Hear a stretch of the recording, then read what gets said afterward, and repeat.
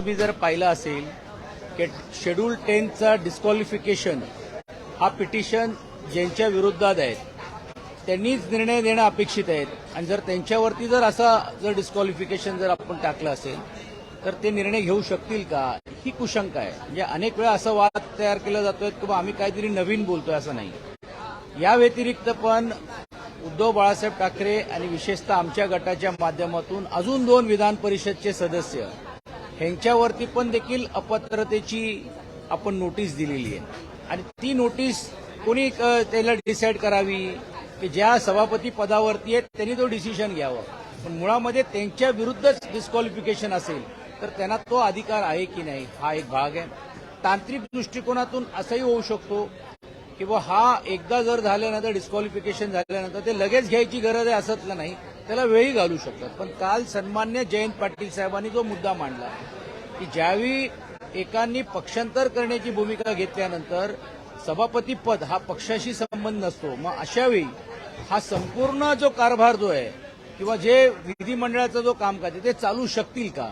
म्हणजे असंख्य असे मुद्दे आहेत जे आपण घटनात्मक पण देखील आपण मांडू शकतो. पण बोलण्याची संधी जर दिली नाही मग नाईलाजाने आम्हाला गव्हर्नर साहेबांकडे आम्ही जाण्याचं काम केलं आणि गव्हर्नर साहेबांना पण आम्ही स्पष्ट सांगितलं की तुम्ही ॲडव्होकेट जनरलचा पण सल्ला घ्या आणि हा कॉन्स्टिट्यूशनल पेच हा पहिल्यांदा असेल कदाचित की देशामध्ये एका विधानसभेचा किंवा परिषदेतला सभापती किंवा स्पीकरच पक्षांतर करण्याची भूमिका किंवा घटना हे या निमित्ताने समोर आली. आणि म्हणूनच आज पण आमचा आग्रह राहणार आहे की या विषयावर किमान बोलू द्या आणि उपसभापती जर त्या चेअरवर नसतील तर तालिका अध्यक्षांना बोलवा, तालिका अध्यक्षांच्या माध्यमातून ती चर्चा देखील घडवण्याचं काम करा. तरी देखील आम्ही सभागृहामध्ये चर्चा करू, कारण शेवटी सभागृह हा सर्वसामान्य लोकांच्या प्रश्नासाठी पण देखील आपल्याला आमची भूमिका मांडण्याचं काम करायचं आहे. जे विधानसभेच्या खालीच्या हाऊसमध्ये झालं तेच आहे की पूर परिस्थितीसारखी परिस्थिती झाली आहे.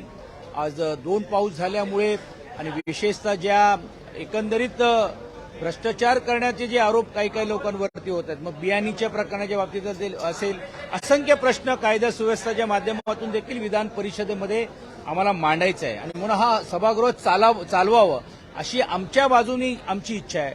पण काल तुम्ही बघितलं असेल आम्हाला बोलूच दिलं नाही, मग नंतर सांगितलं की मी तुम्हाला वेळ ठरवून देईल.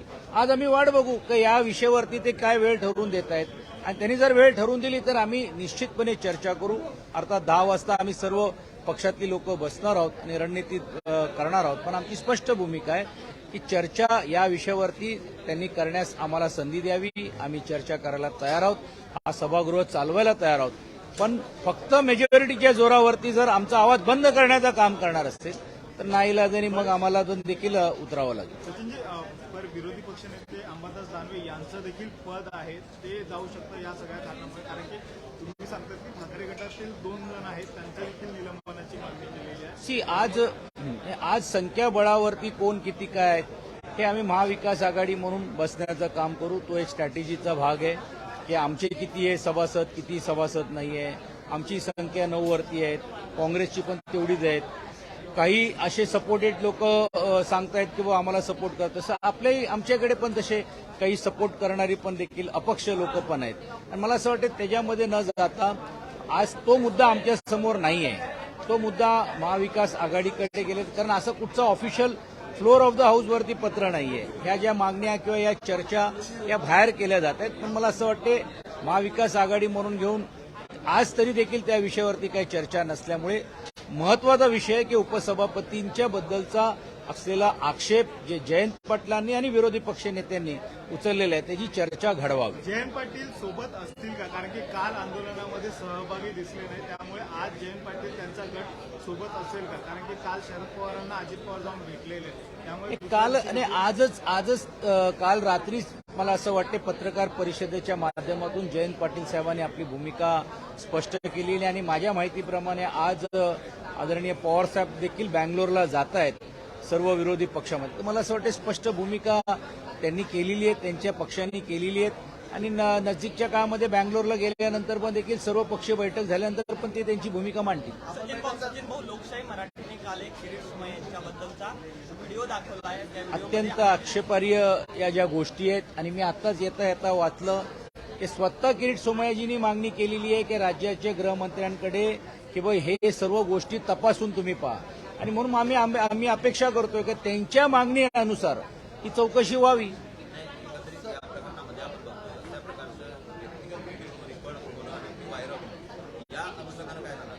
बघा, प्रत्येकाची एक प्रायव्हसी लाईफ असते, त्याच्यात जात नाही, पण कोणी कसं वागावं काय करावं हा त्यांचा भाग आहे. लोकशाहीने ही बाब लक्षात आणून दिल्यानंतर आजच स्वतः किरीट सोमय्याजींनीच मागणी केलेली आहे राज्याच्या गृहमंत्र्यांकडे की या संपूर्ण प्रकरणाची चौकशी व्हावी आणि म्हणून काल विरोधी पक्षनेते पण बोलले आहेत. विद्याताई चव्हाणांनी याच्यावरती भाष्य केलेले आहेत, आमच्याही पक्षाच्या सर्व लोकांनी सांगितलेले आहेत आणि स्वतःहून जर ते चौकशी करा म्हणतायत तर होऊ दे चौकशी. ठिकठिकाणी आंदोलनं केली जातात. एकीकडे त्यांनी चौकशीची मागणी केली तर ठाकरे गट आंदोलन नाही, हे काय आज ठरलेलं नाहीये आणि ते काय ठरून केलेलं नाहीये. वेगवेगळ्या पद्धतीने वेगवेगळ्या भागामध्ये आंदोलन आपापल्या पद्धतीने लोक जर करत असतील तर त्याला काय रोखण्याचं काम काय आम्ही करत नाही आहोत. पण आज ही मागणी आता सकाळी झाल्यामुळे मला असं वाटते त्यात अजून चर्चा करण्यात काय अर्थ नाही.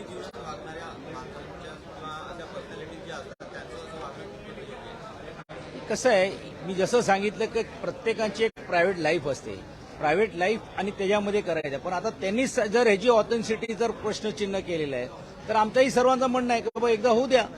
काल देखील अजित पवार यांची शरद पवार यांना वायबी चव्हाण सेनेमध्ये जाऊन भेट घेतलेली आहे. आशीर्वाद घेण्यासाठी भेट अशी समजली जात आहे आणि आजपर्यंत दोन्ही एनडीएची पण बैठक आहे दिल्लीमध्ये आणि विरोधी पक्षाची बोलणी. कालच जयंत पाटील साहेबांनी ही स्पष्ट केलेले आहेत की एवढ्या वर्षाचा सहवास असल्यानंतर पक्षामध्ये त्या सर्वांचा आग्रह होता की बाबा याच्यात बसून मार्ग काढावा आणि त्यावेळी त्याच्यानंतर पण त्यांनी स्पष्ट भूमिका केली. हे ज्यावेळी विचारण्यात आला की बाबा विरोधी पक्षामध्ये तुमचा पक्ष आहे का, तर त्यांनी स्पष्ट सांगितलं की हो आम्ही विरोधी पक्षामध्ये आहोत.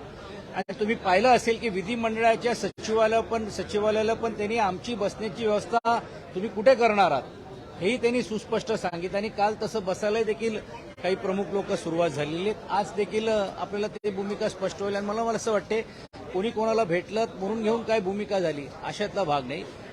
त्यांच्या अंतर्गत पक्षाचा जो प्रश्न आहे आणि मला असं वाटतं पक्षाचे त्यांचे अध्यक्ष आणि नेते त्याला योग्य रीतीने त्याच्याबद्दलचं त्यांनी उत्तर दिलेलं आहे.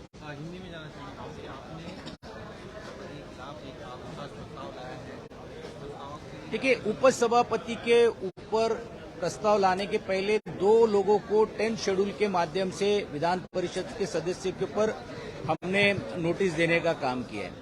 उपसभापति उसके बारे में निर्णय लेने की भूमिका होनी चाहिए थी, लेकिन क्योंकि उपसभापति ने ही पक्ष बदलने का काम किया तो उनके ऊपर भी एक डिस्क्वालिफिकेशन की और जो अपात्रता की जो नोटिस है, और अगर वही उनके ऊपर ही नोटिस है तो ये दोनों के ऊपर क्या कार्रवाई की है.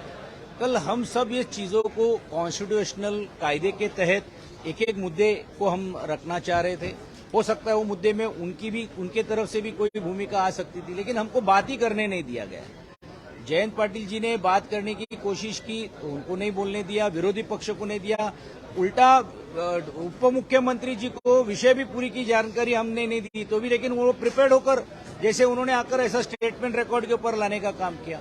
इसीलिए फिर नाइलाज से हम लोगों को महामहिम राज्यपाल जी के पास जाना पड़ा. महामहिम राज्यपाल जी ने आश्वासित किया, क्योंकि हमने उनको विनती की कि आप एडवोकेट जनरल से सलाह लीजिए, क्योंकि ये ऐसा पेज ये पूरे देश में ऐसे पहले बार हो रहा है कि विधिमंडल का स्पीकर ही पार्टी छोड़कर दूसरी पार्टी को में ज्वाइन प्रिंसिपल पार्टी को छोड़कर दूसरे पार्टी में ज्वाइन होना चाह रहा है. क्योंकि आपको सबको पता है कि विधान परिषद में 2/3 और जो मेजोरिटी ये अभी किसी ने प्रूव की नहीं है, तो वहां पे पूरा गठ जो हमारा विधान परिषद में पूरा एक साथ में पूरे मजबूती से.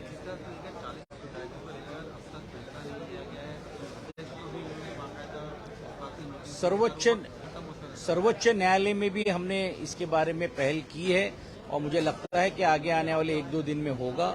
कल राज्यपाल महामहिम जी से बात करने के बाद हमने इसके बारे में भी थोड़ा ऑफ द रिकॉर्ड जिक्र किया, लेकिन क्योंकि ये प्रकरण न्यायालयीन प्रक्रिया में मुझे लगता है उसमें ज्यादा और बात करना उचित नहीं है. लेकिन वेद बुद्धि को देखते हुए नैतिकता के आधार पे विधिमंडल का जब सत्र चल रहा है तो इसके बारे में भी आवाज और इस प्रश्न को भी हम पूछने का काम माननीय अध्यक्ष जी से करेंगे.